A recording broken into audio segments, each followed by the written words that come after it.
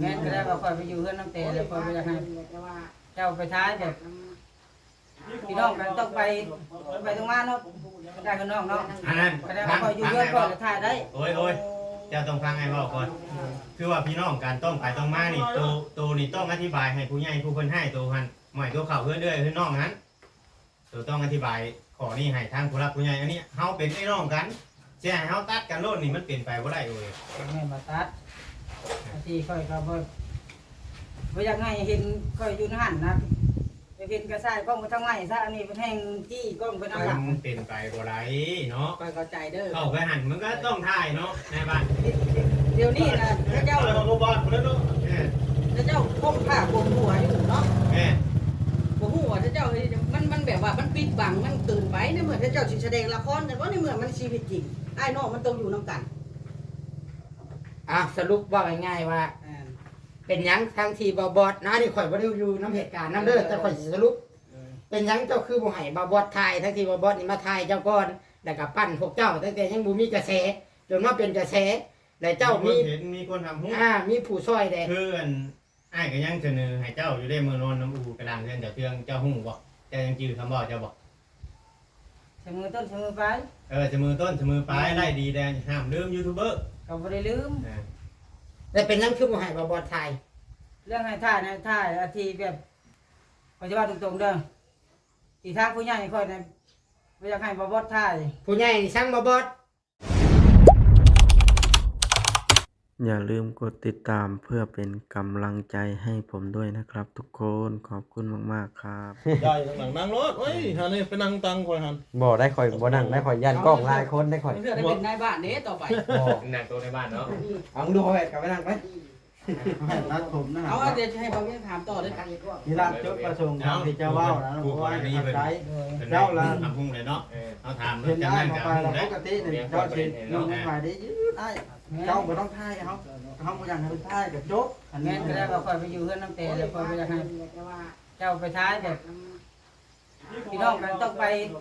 ตรงมาเนาะได้กันน้องเนาะ อันนั้น ก็ได้ว่าคอยอยู่เพื่อนก่อนแล้วถ่ายได้ โอ้ยเจ้าต้องฟังไอ้บอกก่อนคือว่าพี่น้องกันต้องไปต้องมานี่ตัวนี่ต้องอธิบายให้ผู้ใหญ่ผู้คนให้ตัวหันหมายตัวเข่าเพื่อนเด้อเพื่อนน้องนั้นตัวต้องอธิบายขอนี่ให้ทางผู้รักผู้ใหญ่อันนี้เฮาเป็นไอ้น้องกันเสียให้เฮาตัดกันโลดนี่มันเปลี่ยนไปบ่ได้เลย แม่มาตัดที่ค่อยก็บ่อยากให้เห็นค่อยอยู่หันนะไปเห็นกระซ่ายกล้องไปทางไหนซะอันนี้เป็นแห่งจี้กล้องไปทางหลัง มันเปลี่ยนไปบ่ได้เนาะ ค่อยเข้าใจเด้อ เข้าไปหันมันก็ต้องถ่ายเนาะในบ้าน เดี๋ยวนี้นะเจ้า เราบอลคนละเนาะ เจ้าก้มผ้าก้มหัวอยู่เนาะ แม่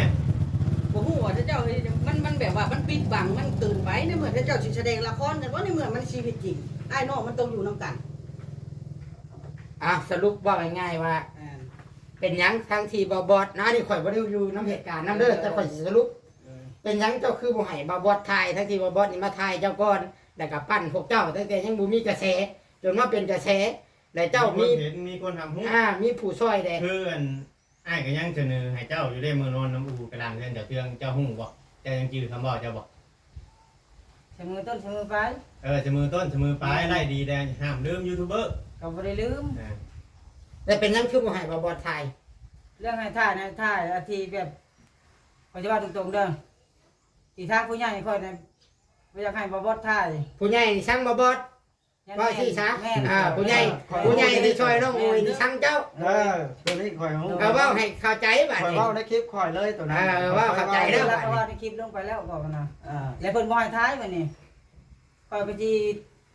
สิคัดเพิ่นไว้ยังเนาะ แล้วเคยบอกแล้วตรงๆแล้วบ่ ในคลิปแล้วเดี๋ยว บ่เคยบอกบ่น้องโอยนี่เคยบอกเจ้าแล้วบ่ เคยบอกแบบไร เคยบอกว่าผู้ใหญ่บ่ให้เจ้าทาย ผู้ใหญ่ยังแล้วบ่ หากะครั้งแรกนี่บ่ที่บอกให้เจ้าฮู้นี่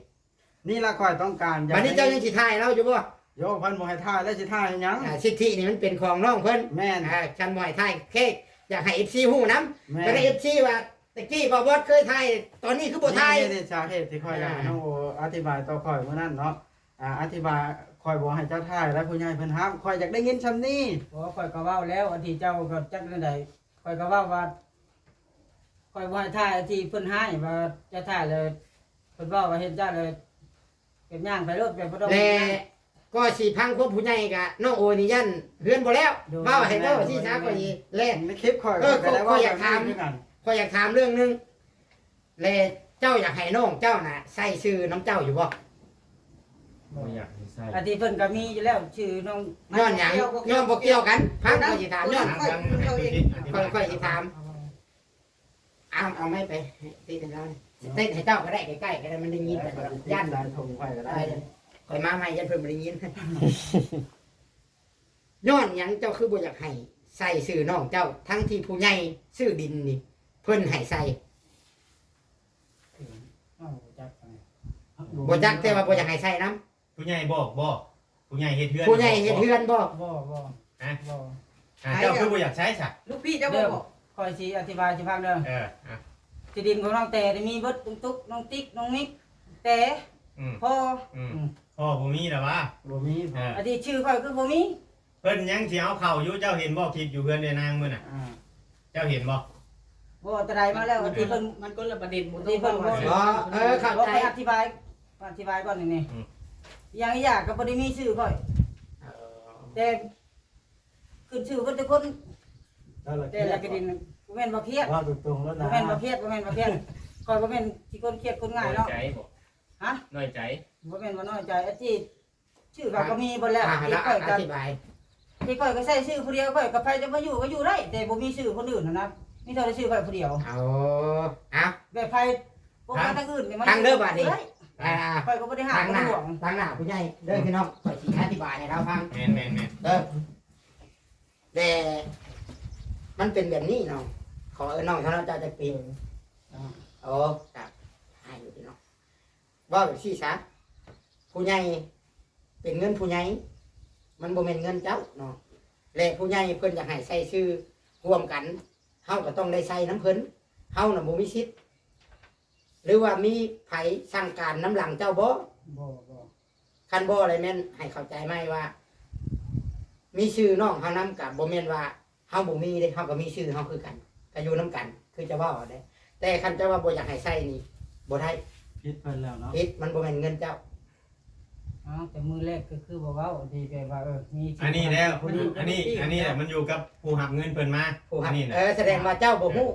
บ่ บ่ฮู้ผู้พาชื่อดินน่ะบ่ได้บอกเจ้าว่าผู้ใหญ่ให้ใส่ชื่อน้องนํ นี่เบาลาวมาเลยนั่นชื่อนะมีเท่าแต่เบาลาวค่อยแล้วก็ เราบ่ได้เว้ามาเลยบ่เราบ่ได้เว้าเลยบ่ บ่แล้วก็น้องเต้แล้วก็เมียเบาลาวมาเท่านั้น บ่ได้เว้าว่าให้ใส่ชื่อเด็กน้อยใส่นํอ่ะเรื่องราวก็ถือว่าง่ายๆว่าผู้นี้ก็บ่ฮู้ว่าผู้ใหญ่เจ้าของเงินสิซื้อดินน่ะอยากให้ใส่ชื่อนํและผู้ไปซื้อ อันนี้ขึ้นกับผู้พาไปซื้อเด้อสรุปแล้ว แต่ว่าในใจผู้นี้ก็เป็นไปได้อยากใส่ผู้เดียวสินะเราอยากเป็นส่วนตัว แม่น เข้าใจ บ่ต้องอธิบายทำบิดน่ะเนาะ มันจะบ่ได้พ่อไปพัวมาได้จ้ะ อันนั้นเองเลยเด้ แล้วพ่อไปพัวมาจะอยู่ เข้าใจแต่ให้น้องเข้าใจเด้อบัดนี้ว่า ผู้ซื้อดินนะเพิ่นอยากให้ใส่ชื่อน้องเจ้านั้นให้เจ้าเข้าใจแบบนี้คันว่าเจ้าอยากได้ผู้เดียวมีแต่เจ้ากะลมกับผู้ใหญ่ที่ซอยเจ้า ให้ซื้อดินให้น้องเจ้าต่างหากไปแยกเงินที่ซื้อเด้มันแก้ไขได้ เพราะ นะ ว่าผู้ใหญ่ผู้เฮ็ดเฮือนนี่บ่มีส่วนในการชื่อดิน แม่นหลักฐานการลมกับเบาเล่าวนี่การคุยกันว่านั่นใดก็ต้องให้ใส่ชื่อผู้หญิงเล็กน้อย2คนนั้นใส่น้ำแล้วเราก็หับปากมันเป็นหลักฐานสำคัญเด้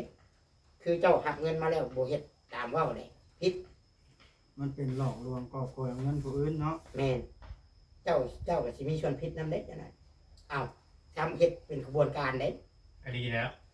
แต่ได้น้องเอ้ยอันนี้เว้าด้วยความมักแพงมาเพื่ออธิบายให้พังให้เข้าใจบ่ได้มาหาเรื่องไผเนาะเพียงแต่ว่าให้มันเข้าใจกัน เพราะว่าสุดท้ายแล้วคนที่ใส่ชื่อน้ำกะเป็นน้องเจ้าเด้บ่แม่นผู้อื่นนึงว่าอันนั้นเนาะประมาณนี้เลยเนาะ เดี๋ยวถ้าฟังจากปากเบาลาวนี่ ทางจากปากของเรา เอาเบิ่งไอ้จิประกอบส่วนเรื่องเรื่องสร้างของน้องแต้ว่าเป็นยังไงมีชื่อเจ้า จบคลิปก่อนเนาะบัดนี้ประมาณนี้เด้อครับ อย่าพาจบอธิบายเดี๋ยวผมค่อยมาหน่อยนึงตั้งก่อน ฮะ ไปสิขออธิบาย FC กันยัน FC เข้ามาหันด่าภายในที่มาในมื้อนี้น่ะเนาะข่อยบ่ได้มีส่วนเกี่ยวข้องก็คือทางไอ้ซิดเพิ่นมาต่างหน้าผู้ใหญ่เพิ่นเด้อพี่น้องเด้อ จ้า เพราะว่าข่อยบ่ได้มีส่วนเกี่ยวข้องบ่แม่นแล้วว่าข่อยลื้อพื้นเรื่องต่าง มาเว้าผู้ใหญ่เพิ่นคุยกับไอ้ซิดแล้วเพิ่นมาเองเฮามารับฟังนำซ้ำนั้น เอาให้เข้าใจกัน แม่ เอาให้เข้าใจกัน แล้วเฮาล่ะมาพังนํกันซื่อๆดอกเพราะว่าเรื่องของเฮากับเวลามันจบแล้วเด้ มันนี่ขึ้นกับพ่อบ้านเพิ่นบัดนี้กับพ่อบ้านกับผู้ใหญ่แล้วบัดนี้คือชุมเจ้าก็เข้าใจกันแล้วเนาะ แม่น เพิ่นบ่อยากให้ทายเจ้าก็บ่ทาย บ่ท้าย เพราะว่าทายไปแล้วผู้ใหญ่สิบ่ช่วยเรา แม่น เข้าใจ เขาก็เข้าใจแล้ว อ่า ในคลิปเฮายังเว้า คันบ่ทายก็เห็นกันก็ทักทายแป้งกันคือเก่าเพียงแต่ว่าทายบ่ได้ย้อนว่าทายแล้วผู้ใหญ่สิบ่เฮ็ดเรือนให้เรา แม่น ผู้ใหญ่สิบ่ช่วยอยู่แล้ว บ่ช่วยแล้ว อันนี้ แต่คนได้ยินมาว่า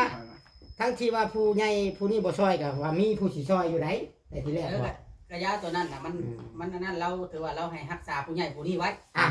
เจ้าต้องเข้าใจเราด้วยบัดนี้ ค่อยเข้าใจแล้ว เข้าใจฮู้เหตุผลได้บัดนี้เนาะ ฮู้แล้ว ประมาณนี้ เดี๋ยวเบาดีว่าในนั้นฉันมียัง เพราะเบาลีอยากอธิบายให้น้องเพิ่นฟังเรื่องบ่ได้เอาเข้าในที่ดินตอนหญ้าในเรือนของน้องแต่ฮะเพราะว่าตอนนั้นน่ะอ้ายเพิ่นบ่ทันได้มีตัวตนยังเป็นโดยยังเป็นคนเล่ร่อนอยู่ ข่อยมีใบสมุนไพร เดี๋ยว ฟังก่อนจังว่า แล้วกับผู้รักผู้ใหญ่บ่ได้เว้าถึงเจ้าเข้าใจบ่อ้ายก็หักเงินเพิ่นมาคือกัน คือว่าเรานี่ยังบ่ได้ออกคลิป ด้วยยัง ทางอันนี้นะว่าจะอธิบายให้ที่เข้าใจให้ละเอียด ไม่ แล้วก็เรื่องของเรื่องในดินตอนนั้นเพราะว่าเด็กน้อยอันนั้นน่ะเขามีชื่อตั้งแต่ดินเก่าเขามีชื่อตั้งแต่ดินอยู่บ้านนุ่นสันแต่คำมาเอาเขามาแต่สิมีแต่ชื่อน้องเตผู้เดียวนี่มันเป็นไปบ่ได้มันก็ต้องมีชื่อเขาอีกอันนะนุ่มโบแต่เจ้ามีบ่จะชื่อน้องเขาตะกี้อยู่บ้านนุ่นสัน บ่ มันบ่มีตะกี้ บ่อ้ายยันตัวนั้นเข้าใจพี่แน่ว่าอ้ายบ่อยากเอาเขามันบ่แม่นมันเริ่มต้นมาแต่พุ่นแล้วก็ต้องมันเฮ็ดคือเอาดินอยู่พุ่นน้ำมันไว้อยู่พี่ซื่อ เว้าบนตัวเว้าน่ะมันถูกแล้วมันเป็นจุดประสงค์ของผู้ใหญ่เฮาทำตามจุดประสงค์ของผู้ใหญ่ ตอนแรกตั้งแต่ว่าคำว่าสิบ่มีผู้ช่วยตัวดีน่ะทั้งอยู่ดีแล้วก็สิให้ตัวนะพวกกระต๊อบอยู่ในดินตอนนั้นแต่ที่เอาชื่อตัวเขาในคลิปจะมี เป็นหลักฐาน มี เพิ่น มี เว้า คลิป เบิด เป็นหลักฐานเพิ่นเว้าอยู่ ชุมเจ้าก็อธิบายให้น้องโอยเข้าใจเลย นี่ นี่เราน้อยใจเดี๋ยวนี้นะ ค่อยเข้าใจคำว่าน้อยใจกับเสียใจที่บ่ได้เข้าซื้อดิน แม่นเพราะว่ามือคุยกันมือจูดี้เราโทรมาหาไอ้นางมือมันมีประเด็นในเพื่อนหลังเก่าเพื่อนตัวที่ตัวนอนนี่เราก็เล่าให้ฟังเบิดเพราะว่าตะกี้ก็ได้ยินแต่คนเว้าเนาะนู่นนั่นนี่เนาะบัดพอที่นี่พอเฮาได้เข้ามาสัมภาษณ์พอเฮาได้เข้ามาทายเรื่องราวมันเป็นแบบไรเพิ่นก็เปิดโอกาสให้อยู่แต่ว่ามีผู้ใหญ่ยื่นเข้ามาเฮ็ดเทือนเฮ็ดชานยื่นมือเข้ามาเฮ็ดเทือนเฮ็ดชานชื่อดินชื่อดอนให้โตแหละมันก็ปล่อยไปเพราะว่าตัวยังสิมีอยู่เด้แค่ว่าเฮาเป็นน้องกันเนี่ยบางเทื่อบางทีเพิ่นก็อยากให้ชื่อมันเข้าไปอยู่นํกันเนี่ยชื่อเรื่องในอนาคตสมมุติว่าน้องโตไปเอาลูกเอาผัวไปอยู่ทางอื่นหรือว่าสิไปอยู่ถอกอยู่ไทยอยู่ไสก็แล้วแต่เขาตัวน่ะแค่ว่าชื่อนั่นระบุไว้แบบเพื่อว่า อยากให้อยู่ เขาตกทุกข์ได้ยาก ด้วย เขาบ่มีบ่งไปอะดีพอได้มานอนพอได้มาสดนะ มานอนได้อะที่แบบบ่มีชื่อนี่มันก็จิบ่เกี่ยวจังเนาะอะที่ข่อยก็บ่เคยจริง เกี่ยวละ สายเลือดนี่มันรู้ที่มันน่าสายเลือดนี่ แม่นอยู่นะ แม่น ว่าเพิ่นในอนาคตถ้ามันเกิดปัญหากันถ้าเอาระเบียบมาเว้าได้บาดในครับสมมุติให้แห้งจนบ่มีบนอยู่บนเช้านะอนาคตเฮาก็มีลูกเมียเขาก็มีผัวแบบนี้นะ มันต้องมีลายลักษณ์อักษรตั้ง มี ไว้ แต่ทำนั่นแหละไอ้อธิบายว่าไอ้เฮ็ดตามผู้ใหญ่เพิ่นตีบ่เอาชื่อเจ้าเขาไอ้บ่ได้มีเจตนาไอ้นี่เพิ่นพากเงินมา1,000เพิ่นอยากให้ไปซื้อหยังไอ้ก็ต้องไปซื้อตามเพิ่นบ่เกี่ยวว่าไอ้สิเอาไปซื้อแนวอื่นได้ไอ้บ่เอาไปซื้อแนวอื่นว่าฉันจะบ่เฮ็ดผิดวัตถุประสงค์ของเพิ่นก็ถือว่าจบในงานสะพานบุญของไอ้สำนักไอ้เฮ็ดสำนักมีอีหยังก็ให้ฮักแพงกันคือเก่าอีหยังก็เว้ากันว่าโน้โหม่วนกันตั้งแต่เจ้าโอนอู่แก้เสื้อสำนักบ่แม่นว่าสิยามได้ดีแล้วสิลืมชุมอ้ายนี่บ่ทายก็ได้ชุมอ้ายมีอยู่มีกินอยู่แล้วบ่ทายตัวก็แต่ว่าอ้ายอยากรู้เหตุผลว่าเป็นหยังแล้วก็สาเหตุแบบใดแล้วให้เล่าสู่ฟังในเมื่อเดี๋ยวนี้มันเฮ็ดให้มีปัญหาเบิดทั้งเบาเล่าแน่ทั้งเจ้าเนี่ยมันคือชุมเฮานี่ผิดกันทั้งที่บ่ได้ผิดกัน อันนี้ก็อธิบายให้ FC ฟังแน่ด้วยสิว่าน้องโอยเป็นคนลืม ด้วย พวกเจ้าบ่แม่นผู้ใหญ่พุ่น ผู้ใหญ่เพิ่นบอกเนาะ อ่า ต้องเข้าใจตัวนั้น อันนี้คือชุมอ้ายก็เข้าใจเจ้าแล้วบัดนี้เด้อมีอีหยังก็ฮักแพงกันคือเก่าแต่ว่า จะ ชุม มา อ้าย บ่ทายแล้วบัด ให้ นี้ อย่าทายให้มันแล้วตัวนั้นซื่อๆเนาะก็สิได้จบคลิปได้บัดนี้ไปแล้วคลิปแล้วได้ นี่ได้ว่าถ้ารอฟังกัน บ่เล่า กับบ่เล่าอีกให้ในบ้านเพิ่นได้เวียกก่อน ด้วย ในบ้านเพิ่นยังบ่ได้เวียกเพราะว่าต้องคุยกันให้มันจบในมื้อนี้ ถือว่ากับน้องโอยนี่จบแล้ว แม่นไหม เนาะ ถือว่าน้องเพิ่นก็อธิบายในมุมมองของน้องเพิ่น น้องเพิ่นบ่ฮู้หยังในเรื่องนี้บ่ง่ายๆซะตัดไปแบบนี้ซะแต่ก็มีแต่ว่าถ้าบ่เล่ามาอธิ ฮู้ บาย อยู่น้องฮู้อยู่แต่ว่า เอาฮู้เรื่องว่าสิเอาชื่อน้องชื่อหยังเข้าในแต่มือตะมิดนั่นแหละ อ๋อ เออ โอเคสบายดีน้องสบายดี หลายคนยังบ่เข้าใจอยู่ได้ว่าจุดประ เข้า สง ใจ ค์ น้องเพิ่นอยู่คันว่าให้ค่ากับผู้ใหญ่บัดบ่ซอยบัดบ่เฮ็ดเรื่องให้แต่ว่าเบาบอดผัดหอยน้อยใจเลยเนาะซอย มันบ่แม่นว่าน้อยใจมัน เบา สิ รู้นะเจ้ากันนะ มันเสียหน้า เออ เสียหน้าบ่ที่ว่าย่างขาหมู่แล่นนั้นเสียหน้านะหัน คนดีนะบอก คือคนบ่ดีจักดีนี่นะต้องมีอธิบายหลังไม้ก็ได้โอเค